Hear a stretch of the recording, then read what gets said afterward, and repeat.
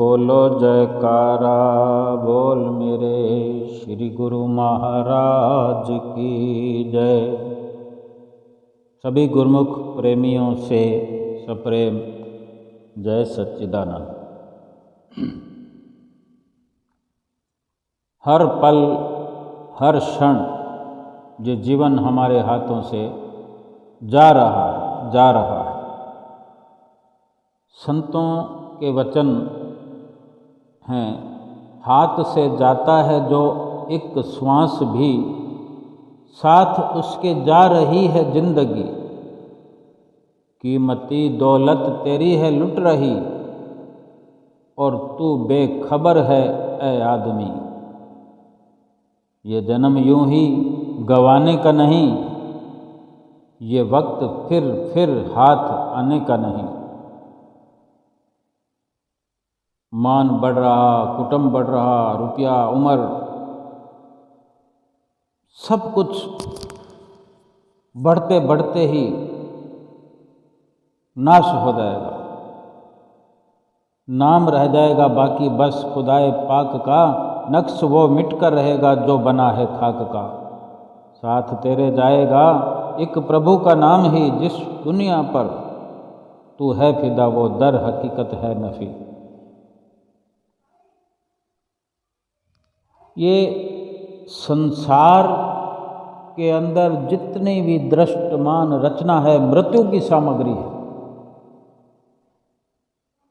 चाहों और जो नज़र घुमा कर देखे, नज़र फिरा कर देखे,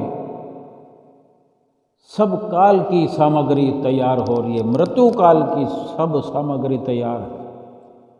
कफन भी तैयार है, नया नहीं बनाना है, कहीं से कुछ इंतजाम नहीं करना है। ढेर लगे पड़े हैं, कितने ही ज़रूरत हों कमी नहीं है, नए नहीं बनाने पड़ेंगे। उठाने वाले आदमी भी तैयार है, नए जन्म नहीं लेंगे। जलाने की जगह भी तैयार है, नई नहीं लेनी पड़ेगी। लकड़ी भी जलाने के लिए भरपूर मात्रा में है, नए पेड़ लगाकर लकड़ी प्राप्त करने की जरूरत नहीं पड़ेगी। केवल और केवल श्वास बंद होने की देर है, श्वास निकल जाने भर की देर है। श्वास बंद होते ही ये सारी सामग्री जुट जाएगी। देखते ही देखते सब कुछ वो होता चला जाएगा जो संत महापुरुष हमें नित्य प्रति आगाह करते हैं कि आगाह अपनी मौत से कोई बशर नहीं, सामान 100 बरस का पल की खबर नहीं। ये संसार सदा रहने के लिए है ही नहीं, जहाँ हम रहने के लिए डेरा जमाए बैठे हैं, बड़ी बड़ी उम्मीदें लगाई बैठे हैं।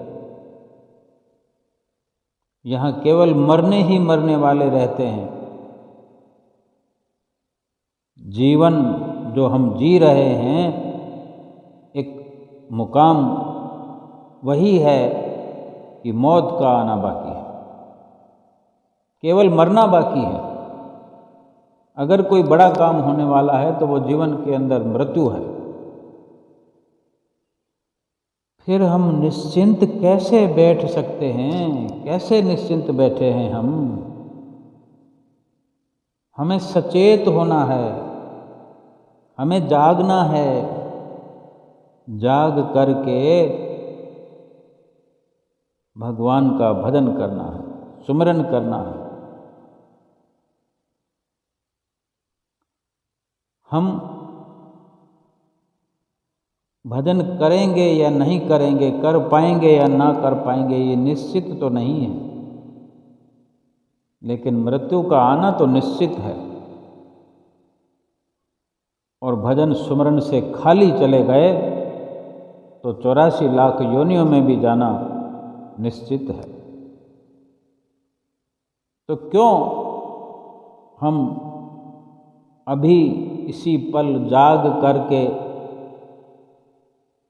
अपनी पहचान करें, पड़ताल करें, अपने जीवात्मा की संभाल करें, इस जीवन की महत्ता को समझें। इस जीवन का महत्व क्या है, मनुष्य जीवन क्यों है, मनुष्य जीवन क्यों मिला है,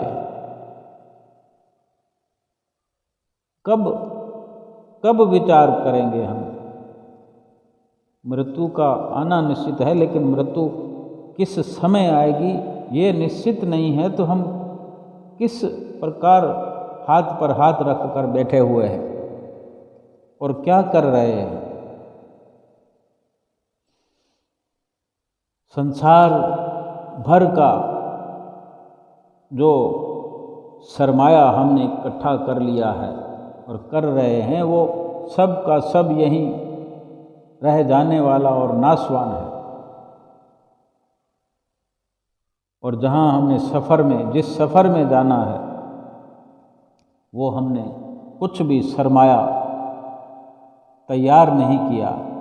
इस जीवन के अंदर खुशियों की मांग नित्य हम कर रहे हैं, और जब तक जिएंगे करते रहेंगे। महापुरुष फरमाते हैं, नित्य नित्य खुशियाँ मन करे, नित्य नित्य मंगे सुख जियो, करता चित न आवई, फिर लगे दुख जियो। जो करतार है, जो परमेश्वर है, उसकी याद ही नहीं है, उसकी हम मन के अंदर याद नहीं बनाते और खुशियों की मांग हर पल करते हैं, सुख चाहते हैं।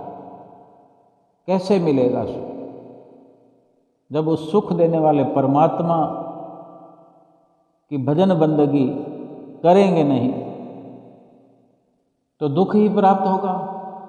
करता चित न आवई, फिर लगे दुख जियो।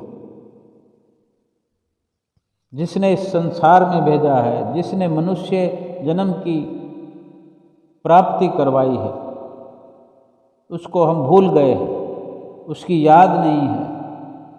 इतनी बड़ी गफलत में हम जी रहे हैं और बार बार दुख प्राप्त हो रहे हैं, पल पल में दुख प्राप्त कर रहे हैं और दुख पा रहे हैं, दुख भोग रहे हैं, और आगे के लिए भी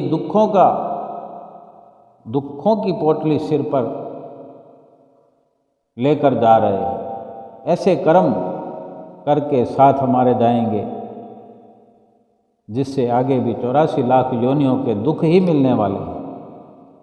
इसलिए तो परमपिता परमेश्वर ने ये मनुष्य जन्म हमें दिया नहीं था कि फिर से 84 लाख में चले जाएं।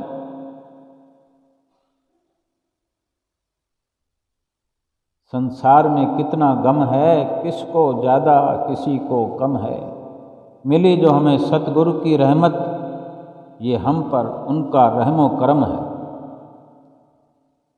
हम गुरुमुख प्रेमी सौभाग्यशाली हैं कि हमें सतगुरु की शरण मिली हुई है, वक़्त के सतगुरु की शरण मिली हुई है, उनसे नाम की बख्शिश मिली हुई है, उनकी संगत सोहबत में रहकर जो कि हमें काल से बचाने वाले हैं, उनकी संगत मिली हुई है, उनकी सत्संग, उनकी शरण की रोशनी मिली हुई है, उनकी छत्र छाया में वो प्रकाश मिला हुआ है, ज्ञान का प्रकाश मिला हुआ है, जिससे माया का अंधकार दूर होता है और फिर ये रूह उस प्रकाश के अंदर रूहानी सफ़र करके, भजन भक्ति करके अपने मालिक के कुल, मालिक के इष्ट देव परमात्मा से मिल सकती है और हमेशा हमेशा के लिए 84 लाख योनियों के दुखों से आज़ाद हो सकती है। और क्या चाहिए हमें, क्या चाहिए? और शरीर के लिए खान पान पहरान की कोई कमी नहीं है। सब व्यवस्था परमपिता परमेश्वर ने हमारे लिए की हुई है, हमें मिल रही है। हमारा प्रारब्ध हमें बड़ी सहजता से, सरलता से मिल रहा है। जाने क्यों हम उस परमात्मा को भूलकर इन दुख देने वाले सामानों के पीछे लगे हुए हैं। ऐसा लगता है कि हम सुखी होना ही नहीं चाहते, जैसे कोई कसम खाई हो कि हमने सुखी होना ही नहीं, वरना क्या कारण है कि ये इंसान सुख स्वरूप होते हुए सुखों से वंचित है। कोई कार्य ऐसा इस जीवन में इंसान नहीं करता कि उसे दुख मिल जाए, कोई मेहनत, कोई कर्म ऐसा नहीं करता कि उसे दुख मिले। सुख वाले काम सुबह से लेकर रात तक करता रहता है और अधिक से अधिक दुख प्राप्त करता रहता है। जतन बहुत सुख के किए, दुख का किया न कोई, तुलसी ये आश्चर्य है, बहुत बहुत दुख होए। अफसोस होता है महापुरुषों को कि बड़ी हैरानगी की बात है कि सुखों वाले जतन करते हुए दुख प्राप्त हो रहे हैं इंसान, जबकि दुख ना तो चाहता है, ना अपनी बुद्धि कौशल से, ना ही कोई दुख वाला जतन करता है, फिर भी दुखी क्यों है? इस जीव का रास्ता गलत है, खोज गलत है, अधूरा ज्ञान है। सुख मालिक की भजन बंदगी में, सुख नाम की कमाई में है, सुमरन में है। सुख संसार के सामानों के पीछे भागने में नहीं है, और संसार के सुखों के पीछे भागने से भी संसार के सामान मिलते नहीं हैं।